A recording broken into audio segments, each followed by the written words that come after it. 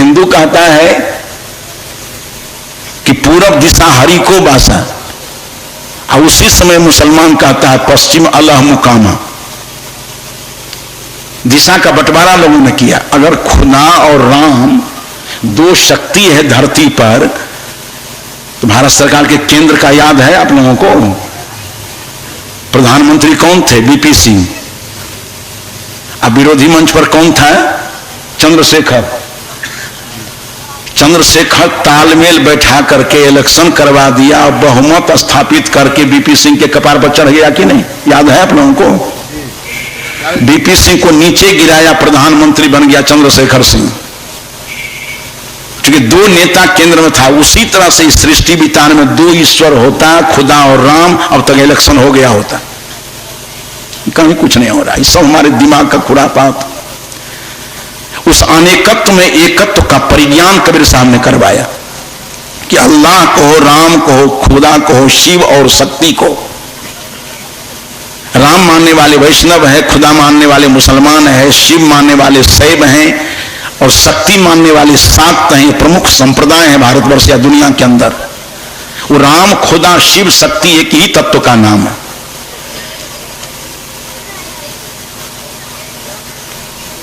तो ठीक ढंग से इस बात को हम समझें, ये हम समझने के लिए तैयार नहीं। जिस राम राम के लिए आप कहते हैं, वो राम क्या कह रहे हैं? रामचरितमानस में नवधा भक्ति की जो चौपाई है, 7वीं चौपाई क्या है वो? कि सप्तम सम मोहि मय जग देखो।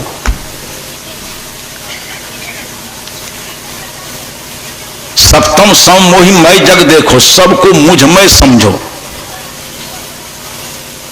भगवान कृष्ण ने क्या कहा? कि जो मांग पश्यति सर्वत्र सर्वं च मयि पश्यति, जो मुझको सब में देखता है और सबको मुझ में देखता है। सब में देखना हमने राम को भुला दिया। उन्होंने कहा कि सप्तम सम मोहि मय जग देखो, सबको मुझ में समझो। तो सब में हमने राम को देखना भुला दिया, खाली पत्थर में देखना शुरू किया। सब में कृष्ण है, उसको देखना भुला दिया गया। और देखा कहां? शालिग्राम में। क्योंकि इसको देखने में तो लागत न लगेगी, इसकी सेवा करो, हिफाजत करो, सस्ता काम यहां बहुत ढूंढता आदमी। अगर इसमें राम देखें तो इसकी सेवा करो, सहयोग करो, हिफाजत करो। बहुत बढ़िया सस्ता सौदा है शालिग्राम। लो, जो मिश्री चढ़ाएंगे वो कण कण लौट करके हमको ही मिल जाएगा, कुछ खाएगा चाहेगा नहीं। बड़ा सस्ता सौदा है।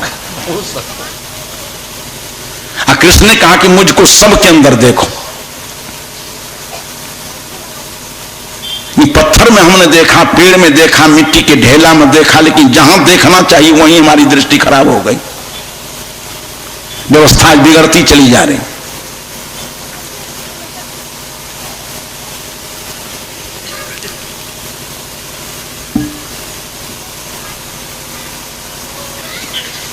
अब उसी को रगड़ने में लगा हुआ है। पूछता है क्या कर रहे हो भक्त? हमारे यहाँ के महात्मा थे, तो फोटो रखे हुए थे वो राम जानकी नीचे में, हनुमान जी, बड़ा प्रेम से आराज लग थे, मर गए। तो ईटा पर उसको रखे हुए थे, कल लाल कपड़ा से ढके हुए थे। स्नान करके आवे तो फिर पूजा करें, प्रार्थना भय प्रगट कृपाला दीन दयाला सब कुछ करे, चंदन वंदन लगा दे, अगरबत्ती घुमा दे, मिश्री भोग लगा दे। तो वहां तो अगरबत्ती दे। आप लोग भी वैसा ही करते हैं। जो नहीं सुनता है वो सांस नास मूर्ति सब नहीं लेती है। इसके लिए दुकान में कहोगे बढ़िया मराठा चा अगरबत्ती देना, गायत्री भगवान के पूजा के लिए। अरे दिमाग को जरा सही कीजिए। वो सांस नहीं लेती है मूर्ति, वहां तो अगरबत्ती चाहिए मराठा और गायत्री। और जो भगवान यहां बैठा हुआ है ओरिजिनल एकदम, उस भगवान के मंदिर के दरवाजा पर रख दिया कौन चीज? लैला मजनू बीड़ी को सिसोह लिया, भगवान के जान जाए चाहे रहे। ये दिमाग हमारा सड़ गया कि नहीं? अरे भगवान यहां बैठा हुआ है, निर्णय लो। भगवान पत्थर में, पार में, पेड़ में, मिट्टी के ढेला में नहीं है। कम से कम गीता को मानकर चलो। महर्षि वेद व्यास से लोगों ने कहा कि ईश्वर क्या है? महर्षि वेद व्यास ने कहा ईश्वर वह शक्ति है जिसमें सारे ऐश्वर्य निवास करते हैं। जिसके जीवन में सारे ऐश्वर्य हैं उसको ईश्वर कहते हैं। कहा रहता कहां है वो? तो गीता की तरफ देखिए कि ईश्वर सर्वभूतानां कुत्र तिष्ठति, हृदय से अर्जुन तिष्ठति। ये माइक में हृदय है जी, वो बांस में हृदय है, वो पत्थर में हृदय है, वो शालिग्राम में हृदय है। साफ कह दिया महर्षि वेदव्यास ने गीता में कि हृदय से अर्जुन तिष्ठति, ये हृदयवान प्राणियों के अंदर है। इसके अंदर परमात्मा को झांको। तो जहां नहीं है वहां तो मराठा अगरबत्ती, और जहां है हृदय से अर्जुन तिष्ठति उसके मुंह पर लैला मजनू बीरी। ईश्वर की पूजा कर रहे हो, फजहत कर रहे हो। जो नहीं खाता पीता है वहां बढ़िया मिश्री, और जो परमात्मा खाता पीता है उसके दरवाजा पर मन धाता खैंटी के गुट्ठी। जब ये से रगड़ो उसको तब ये से परमात्मा बपराहट काटने लगता है। ऐसे कीजिए धीरे धीरे पराग हो रहा है। जब कहीं ताली बजा दिया वो सोनी किया तो परमात्मा परेशान हो गया, एकदम छिकते छिकते मुश्किल हो।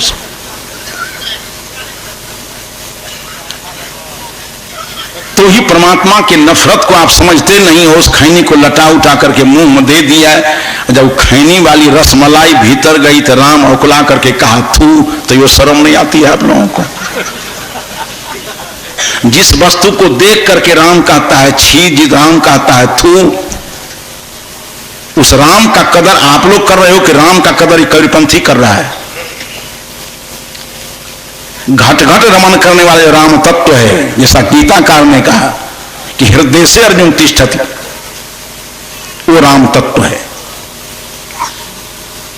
गोस्वामी तुलसी से लोगों ने कहा कि आपने प्रभु शब्द की चर्चा की है, प्रभु क्या है? उन्होंने कहा देखो एक धातु है भू सत्तायाम, अब प्रोपसर्ग लगा हुआ है। भू सत्तायाम धातु और प्रोपसर्ग के संयोग से बना हुआ शब्द प्रभु है, जिसका अर्थ होता है सर्वोत्कृष्ट सत्ता, सर्वोपरि सत्ता। कहा रहता कहां है? गोस्वामी तुलसी ने कहा कि प्रकृति पार प्रभु सब उर्वासी। विंध्यासी बाबा है कि नहीं? प्रकृति पार, प्रकृति पार मतलब शरीर, इंद्रिय, मान, प्राण, बुद्धि, अंधकार, प्रकाश, ये प्रकृति का स्थूल और विस्तार है। ये प्रकृति मंडल से अलग सबके उर माने हृदय में। गीताकार ने हृदय कहा, गोस्वामी तुलसी ने उर कहा। गीताकार ने ईश्वर कहा और रामचरितमानसकार ने प्रभु कहा। उन्होंने कहा कि हृदय से अर्जुन तिष्ठति, और तुलसीदास जी कहते हैं प्रकृति पार प्रभु सब उर्वासी, सबके उर में, सबके हृदय में। सदगुरु कबीर को लोगों ने पूछा है कि आपने तो राम शब्द की झड़ी लगा दी है बीजक में। सैकड़ों बार राम शब्द का उच्चारण हुआ है। राम न रमसी मोह के माते परहु काल बस कुआ, कहीं कबीर नल आप बंधायो जोम नलनी भ्रम सुआ। रामन रमसी कौन दंड लागा, ए अपराधी कौन सा पाप घेर लिया तुमको कि काम में रमते हो, विषयों में रमते हो, राम में नहीं रमते हो। अगर कल्याण चाहते हो तो राम रमो, राम रमो, राम रमो भाई। काम तजो, काम तजो, काम दुखदाई, कि राम में ही तुम्हारा परम विश्राम है। राम नाम भजु, राम नाम भजु, चेत देख मन माही रे। लक्ष्य करोड़ जोड़ी धन गारे, चलत रुलावत बाही हो। लोगों ने पूछा उनसे कि आपने अपने दर्शन में तो बीजक सब में राम की झड़ी लगा दी, वो राम कहां है, राम क्या है? कबीर साहब ने संकेत में कहा कि देखो व्याकरण में रमु क्रीड़ाम धातु है, और उसी में प्रत्यय होकर के राम शब्द बनता है, जिसका अर्थ होता है रमन्ते योगिनो यस्मिन। जिसमें साधक साधिकाएं लोग ध्यान के द्वारा, भक्ति के द्वारा, उपासना के द्वारा, सारे आध्यात्मिक अनुसंधान के द्वारा इस संपूर्ण माइक प्रपंच से ऊपर उठ करके जिस तत्व में रमन करते हैं वो राम तत्व है। रमन्ते योगिनो यस्मिन, जिसमें योगी लोग रमन करते हैं वो राम तत्व है। कबीर साहब ने कहा कि भूला वे अहमक नादाना, वो अहमक है, नादान है, गंवार है। भूला वे अहमक नादाना जिन हरदम राम ही ना जाना, जो हर दम हर समय हर हृदय में राम को नहीं देखता। लोगों ने पूछा तो राम रहता कहां है? तो कबीर साहब ने कहा कि हृदय बसे तो ही राम ने जाना। आप लोग जो कपर फोरवल करते हैं, गीताकार ने ईश्वर कहा, तुलसी ने प्रभु कहा, कबीर ने राम कहा, तीनों कहां रहता है? तो हृदय से अर्जुन तिष्ठति। देखो मुंह में कुछ गिर नहीं जाए उनका। साहेब, अरे मुंह में कुछ गिर जाएगा भैया।